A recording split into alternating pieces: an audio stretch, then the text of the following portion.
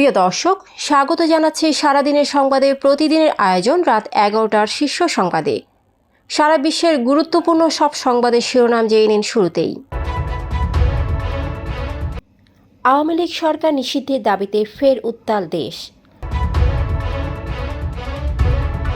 ভারত সরকারের বিরুদ্ধে ইলন মাস্কের মামলা, অন্যদিকে এবার ভারতকে বিশেষ সতর্কবার্তা দিলেন ট্রাম্প। ব্যাংককে ইউনূস মোদির মধ্যে বৈঠক হচ্ছে না। গণহত্যার বছর না ঘুরতেই আওয়ামী লীগকে ফেরানোর খায়েশ বিপজ্জনক, ফেসবুকে পোস্টে উপদেষ্টা আসিফ। বিচার শেষে আওয়ামী লীগকে জনগণ ক্ষমা করলে আমাদের কোনো আপত্তি নেই, মন্তব্য রিজভীর। নরসিংদীতে আওয়ামী লীগ বিএনপি সংঘর্ষ, নিহত 2। আওয়ামী লীগের 4 খলিফা নিয়ে নাজমুনের ক্ষোভ, ফেসবুকে ঝড়। 3 গ্রেডে সরকারি বেতন পাবেন কওমি মাদ্রাসার শিক্ষকরা। কুমিল্লায় শিশু ধর্ষণ চেষ্টার অভিযোগে ভারতীয় নাগরিক গ্রেপ্তার।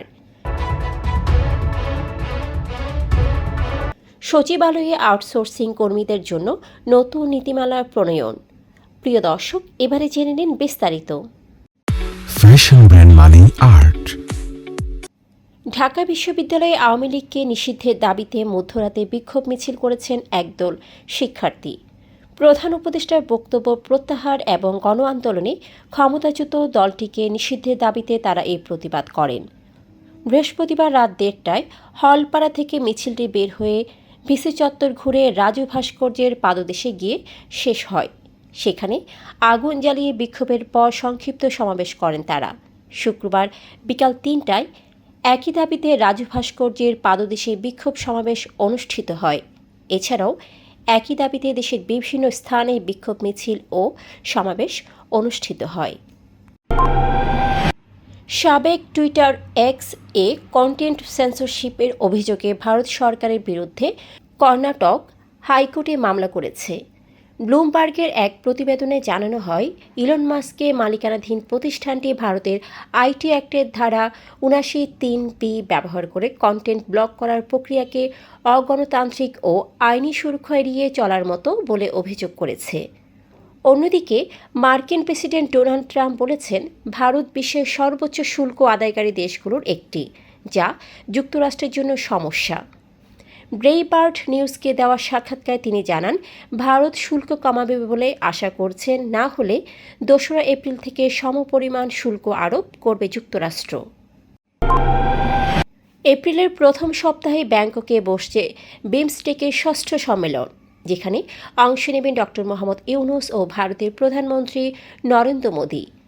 বাংলাদেশ ইউনূস মোদির বৈঠকের জন্য ভারতকে চিঠি দিলেও হিন্দুস্তান টাইমসের 3টি সূত্র জানিয়েছে, আনুষ্ঠানিক বৈঠক হবে না। দুই দেশের সম্পর্কের টানাপোড়েনকেই কারণ হিসেবে দেখানো হয়েছে।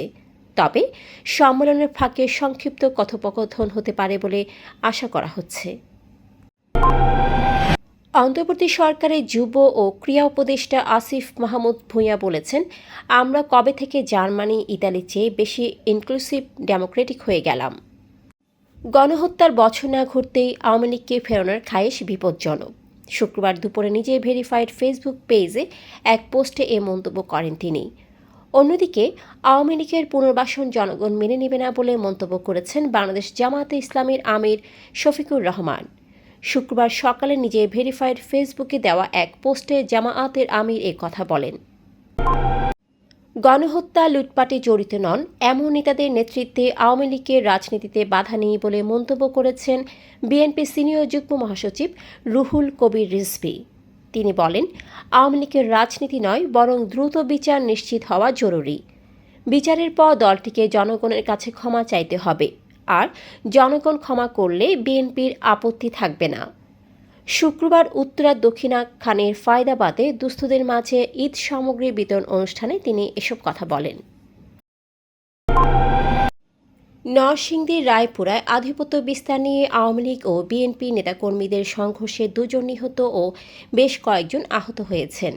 শুক্রবার ভোরে উপজেলার দুর্গম চরাঞ্চল চাঁদপুর ইউনিয়নের মোহিনীপুর গ্রামে এ ঘটনা ঘটে।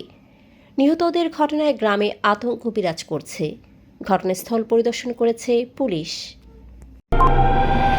সাবেক পতিত আওয়ামী লীগ সরকার প্রধান শেখ হাসিনার 4 বিশ্বস্ত ব্যক্তিদের নিয়ে ক্ষোভ ঝাড়লেন নিষিদ্ধ ঘোষিত ছাত্রলীগের সাবেক সাধারণ সম্পাদক সিদ্দিকী নাজমুল আলম। তিনি বলেন, শেখ হাসিনা 4 জনকে দলের খোঁজ খবর রাখার দায়িত্ব দিয়েছিলেন। পরবর্তীকালে তারা দলের 4 খলিফা হয়ে গেছে। বৃহস্পতিবার রাতে নিজে ভেরিফাইড ফেসবুকে পেজে দেওয়া এক পোস্টে এসব কথা বলেন তিনি। পোস্টে নাজমুল বলেন, 4 জনকে নেত্রী দায়িত্ব দিয়েছিল পার্টির খোঁজ খবর রাখার। পরবর্তীতে তারা হয়ে গেল 4 খলিফা। এমনকি তারা নিজেদের জাতীয় 4 নেতাদের সঙ্গে নিজেদের তুলনা করা শুরু করল এবং সকল প্রকার অন্যায়ের সঙ্গে জড়িত হলো। কওমি মাদ্রাসার শিক্ষা ব্যবস্থা উন্নয়নে শিক্ষকদের সরকারি বেতন ভাতা দেওয়ার প্রস্তাব করা হয়েছে। 3টে গ্রেডে ভাগ করে এই সুবিধা দেওয়ার পরিকল্পনা রয়েছে।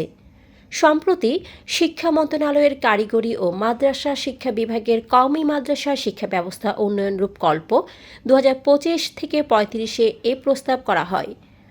সরকারের অনুমোদন পেলে তা বাস্তবায়নের কাজ শুরু হবে। বৃহস্পতিবার বিকেলে কারিগরি ও মাদ্রাসা শিক্ষা বিভাগের যুগ্ম সচিব SM মাসুদুল হক জানান, 10 বছর মেয়াদী কর্মসূচির প্রাথমিক পর্যায় চলছে, যা অংশীজনদের সঙ্গে আলোচনা করে চূড়ান্ত করা হবে। কুমিল্লার দাউদকান্দিতে চকলেট দেখিয়ে 9 বছর বয়সী এক শিশুকে ধর্ষণের চেষ্টার অভিযোগে ভারতীয় নাগরিক তাজিন্দার সিং গ্রেফতার হয়েছেন। তিনি ভারতের পাঞ্জাবের বাসিন্দা। দাউদকান্দির রায়পুর সিঙ্গুলা গ্রামের এক ভাড়াটিয়া বাসায় এ ঘটনা ঘটে। দাউদকান্দি মডেল থানার ওসি মোহাম্মদ জুনায়েদ চৌধুরী এ তথ্য নিশ্চিত করেছেন।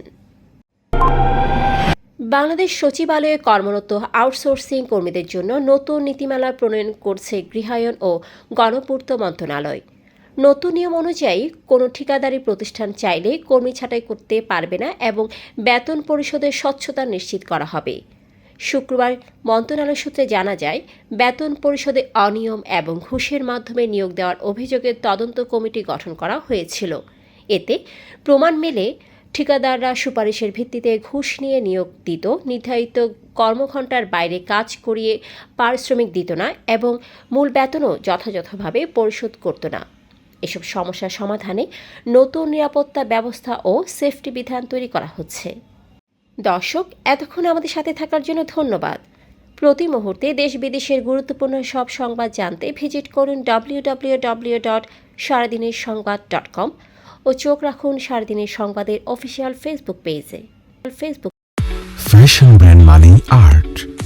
Men's, ladies and kids wear.